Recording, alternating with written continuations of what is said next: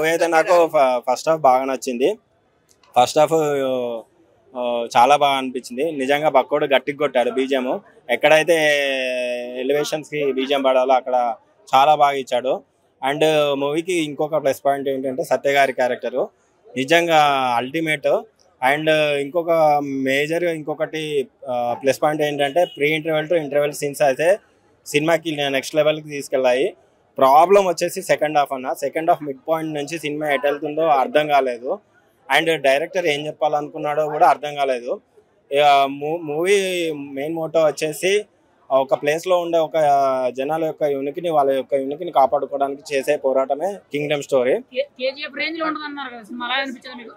KGF రేంజ్లో అయితే లేదన్నా. ఎందుకంటే సినిమాకి అదే చెప్తున్నా, యాక్షన్ సీక్వెన్సెస్ కానీ పెర్ఫార్మెన్సెస్ కానీ విజయ్ ఒక్కటైతే చెప్పచ్చు, విజయ్ పెర్ఫార్మెన్స్ ప్రీవియస్ మూవీస్ కంటే చాలా బాగా వర్కౌట్ అయ్యాయి. అదైతే చెప్పచ్చు.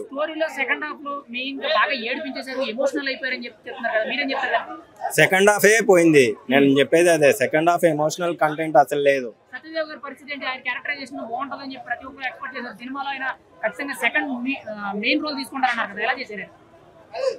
సత్యదేవ్ క్యారెక్టరే సినిమాకి ప్లస్ అయింది. ఆయన ఒకవేళ ఆయన లేకపోతే సినిమా ఇంకా ఎటో వెళ్ళిపోయేది.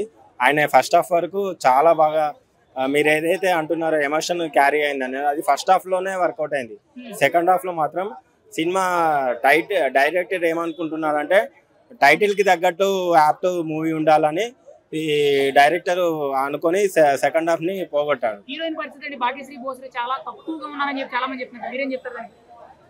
ఇక్కడ ఇంకొక పాయింట్ చెప్పాలి, సినిమాలో క్యారెక్టర్స్ యూజ్లెస్ అయింది.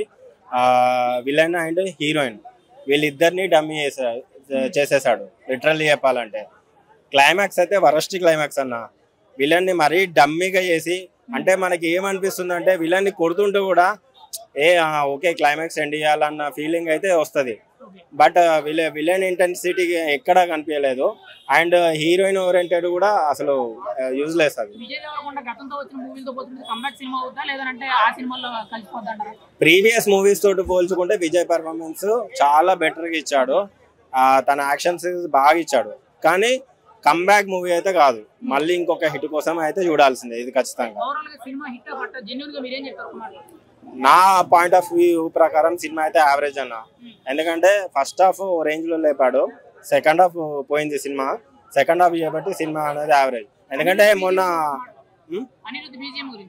అనిరుద్ బీజిఎం సినిమాకి ప్లస్ అయినాయి అంటే 4 అన్న.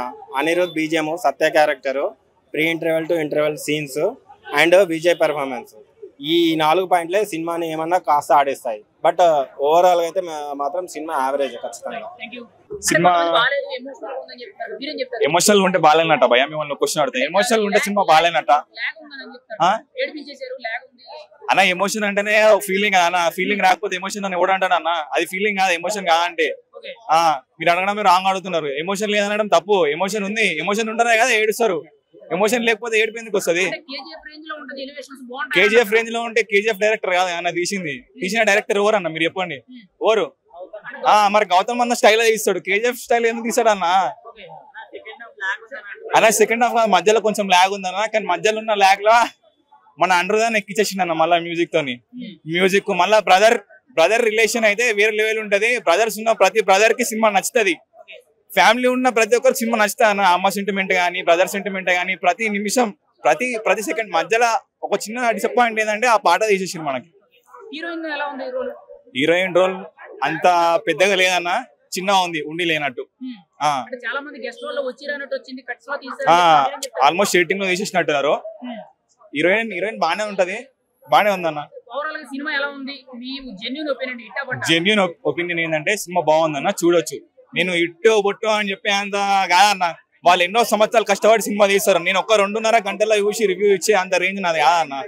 ఎవరిని అది కాదు. ఎందుకంటే సినిమా కష్టపడే వాళ్ళు చాలా మంది ఉంటారు. కెమెరామ్యాన్ అయినా కావచ్చు, ఎడిటర్ అయినా కావచ్చు, ప్రతి వర్కర్, ప్రతి టెక్నీషియన్, ప్రతి ఒక్కరు చాలా కష్టపడి ఉంటారు. నేను ఒక 2 నిమిషాల్లో చెప్పలేను అన్న సినిమా హిట్ అయితే ఫ్లాప్ అవుతా అని. కలెక్షన్స్ రీచ్ అయితే అన్న పెట్టిన దానికి కొంచెం డబల్ రావచ్చు అని అనుకుంటున్నా. రావాలని కోరుకుంటున్నాను నేను కూడా. ఎందుకంటే వాళ్ళ కష్టానికి ఫలితం రావాలి. బాగుందన్న సినిమా, చూడొచ్చు.